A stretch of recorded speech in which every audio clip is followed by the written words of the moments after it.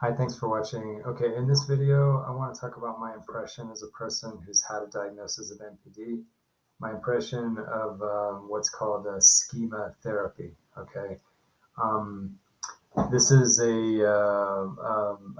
theoretical approach to therapy developed by psychologist called Jeffrey Young, and I guess somebody who's really popularizing this in YouTube is. I guess she's a professional social worker, therapist, Wendy Behary. And there's a really nice YouTube channel by a psychologist from the UK, Ruth Ann Harpur. Okay, who talk about this approach. And I have to say, I mean, it really got my attention. It's funny, I don't really know that much about therapy. Um, But I've always been sort of intrigued by cognitive behavioral therapy and what that could promise for people with NPD. But this schema therapy, the more I see about it, the more it really does kind of it intrigues me. It seems like a really interesting approach.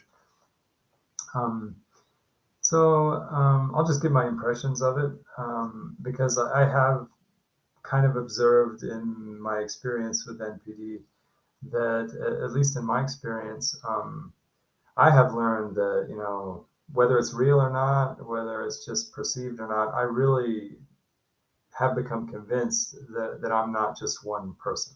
Okay. I mean, sounds crazy, but I really do notice that there are sort of separate parts of me. Okay. Not to the point of dissociative, they're not dissociated identities. It's not like I have a whole different person, but like different parts of me. Okay, so each part has its own kind of intelligence and its own kind of character, even though they're just parts of me. So that has led, I think, to a lot of help in my progress. Okay, because I've been able to sort of distinguish different parts, and so I'm not all collapsed into one personality. Okay, so what that does is that because I'm sort of different elements, I can sort of have like a watching part of me that sort of creates a separateness from the part of me that's actually acting in the world. And that distance gives me artificially, I guess, a little space to deliberate a little more, especially when I'm really activated. Okay. So that I found that to be very helpful. I mean, it's not like can't say it's not doesn't save me 100% because if I'm activated enough, that watching part kind of goes down. Okay, so I do start to take things personally. It sucks, and I need to really work on that. But I'm just saying that the idea of sort of being different elements, having different elements, that has given me space to really not get so personalized into the reactive parts of me. And then that allows me not to feel so personal.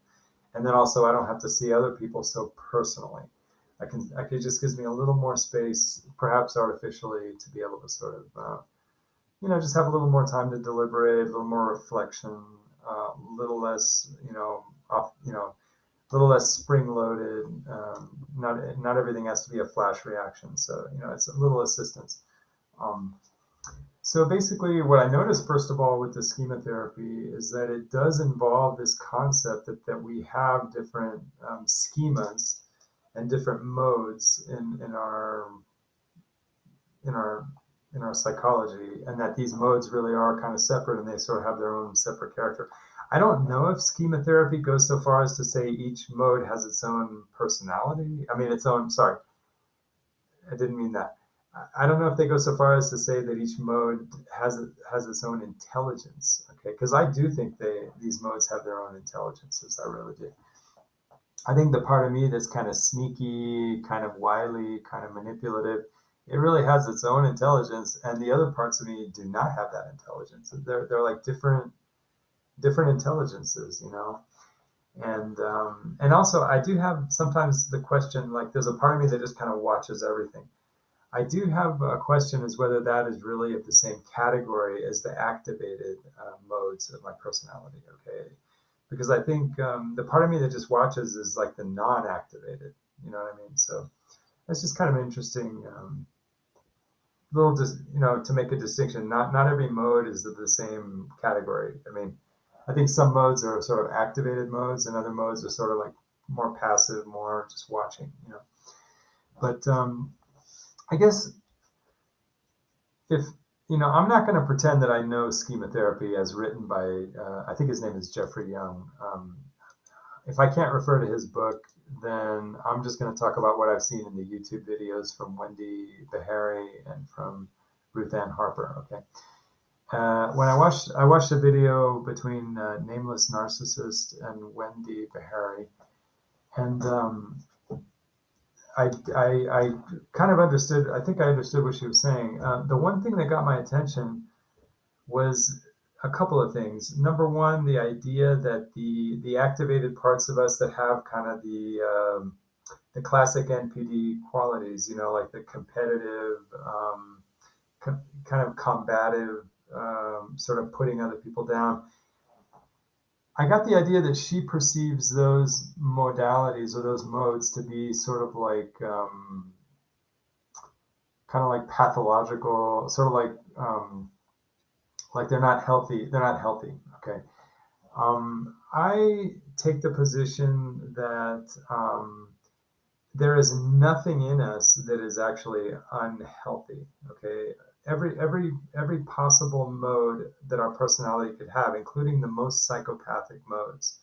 Okay, those modes by themselves are not unhealthy. They're just natural reactions that we are born to have if those things are brought out of us in experience. Okay, so like classic example, if I have never gotten in a fight in my life, if I've never gotten in an argument in my life, okay, that doesn't mean that I don't have in me a fighter or a debater or an arguer inside of me that will come out under the right circumstances. Okay. It's the circumstances that bring out those things, and those things are born to come out in the right circumstance. I'm already 53 years old, and even at my age, there may be little parts of me that have not come out yet because I haven't found a situation that would bring them out. Okay, so we never really know how much is in us. And then I might even have parts of me that I don't even know well enough to identify that may have already come out, but I just don't have the awareness to see them acting. Okay, so I may have little bits of manipulation or sadism or crazy, creepy parts of me that even I don't notice. Maybe other people might notice. But I think every single thing that's in me, whether I'm aware of it or not, is brought out by circumstances and was already in me to begin with. So they're just part of the human inheritance. It's the human. It's just that's just part of our endowment. That's our genetic historical endowment that we have all these possibilities, and you can't. It doesn't make any sense to say that any of them are pathological. Where I do see the pathology is in the deployment. Okay, the deployment could be problematic, and I think what makes the difference between an unhealthy and a healthy deployment of our modes is in the regulation of the intensity. Okay, so the analogy I want to give is the same I gave in a couple of videos back. A dog, all dogs have a fighter capacity. They can fight. Okay, all dogs. Cats also. Cats are like this too, and I think most mammals. And you'll notice with cats and dogs when cats can use their fighting capacity, but in the mode of play fighting. Okay, so I think that's an excellent analogy to what happens with human beings. When a dog is in play fighting, they're activating and deploying the fighter in them, but just modulated down to interactive, sort of a fun, non-harmful, whatever.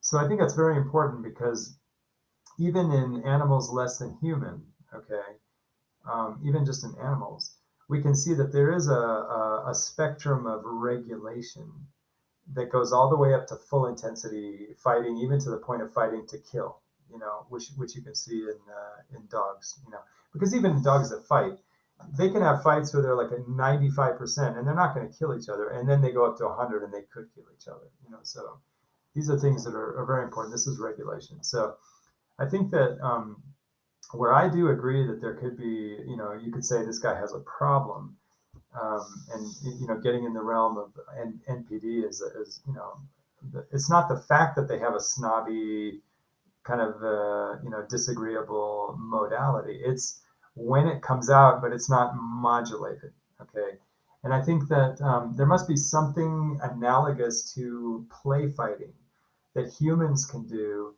to sort of develop their modulation. Okay, we don't develop our modulation just thinking by ourselves. I think we have to integrate and be with other people and sort of learn how to take our modalities and sort of be with other people in such a kind of a playful way that we're not fully discharging our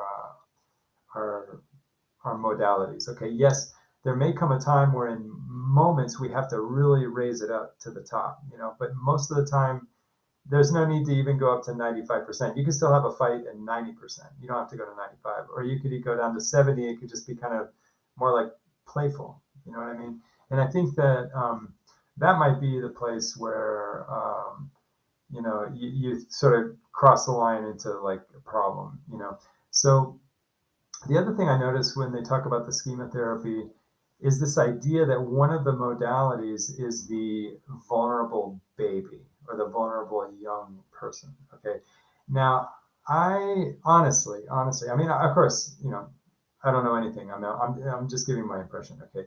But I personally have a little bit of a doubt. I'm wondering if the vulnerable part of me really is one of the modalities. Okay, I think the modalities, as far as I can tell, those are activated states. Okay, I don't know that the vulnerable part of me is really an activated state. I have the question whether the vulnerable part of me may be the part of me that's not activated. Okay, so I think I leave that as a question. And so that would be a different category of modality. Okay. And I'm not even sure that would be a modality, to be honest. I think the non-activated to me is just sort of there's nothing given to activate one of the pre-programmed modes that we actually are born with. You know what I mean?